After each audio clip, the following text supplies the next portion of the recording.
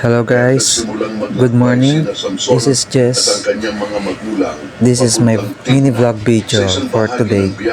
And look at this, my own video.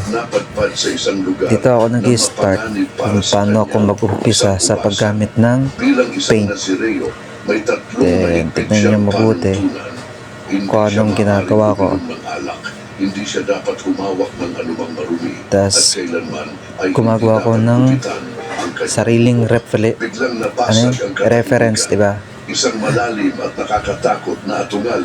Kaya sinusukot ko muna kung ano yung basis ng color at color composting about sa pagpaint. Kaya tignan nyo mabuti. Nahirapan ako magbalat, no? Tapos tignan nyo, nag-uumpisa na ako sa paggawa ng reference. Uy, si Julius ang masilip sa bahay. I mean sa labas ng bahay namin. Tingnan nyo. Seryoso na yan, Jess. Diba, nagpe-painting ako. Kaya nag-timeslap ako eh. Kung paano ako mismo nag-start about sa paggawa ng sariling details at sa sariling highlight sa paggawa ko ng paint ng pier. Kaya ilang araw ko itong di ko natatapos. Kaya yung oil paint na yan ay sobrang tagal bago matapos patuyo. Umabot pa ng 5 days yan bago matayo. Then tignan nyo, masyado ako maingat sa pagpipaint dahil ayaw ko mismo mababoy ang aking pagpipinta. Diba? Masyado madumi yung kamay ko. Basang-basa kasi yung oil paint. Yung oil paint kasi,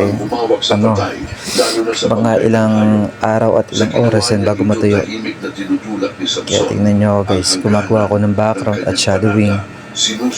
Then yung paggawa ko ng background ay binibase ko sa gray at black. Minsan nahalo ko sa purple and light yellow or lime or lemon. Kaya yung paggawa ko ng color posting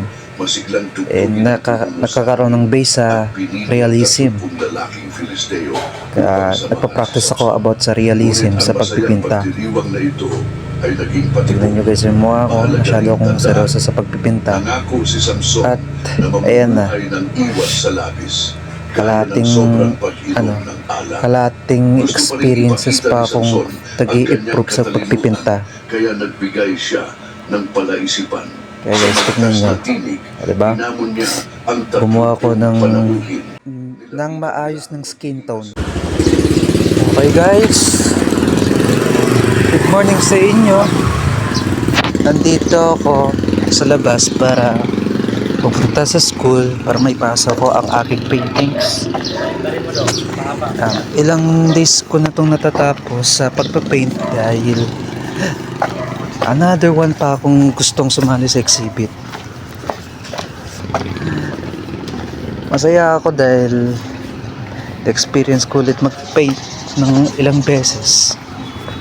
Oras na mag-submit ng aking paintings para maipasa ko ulit sa aking dean. Thank you.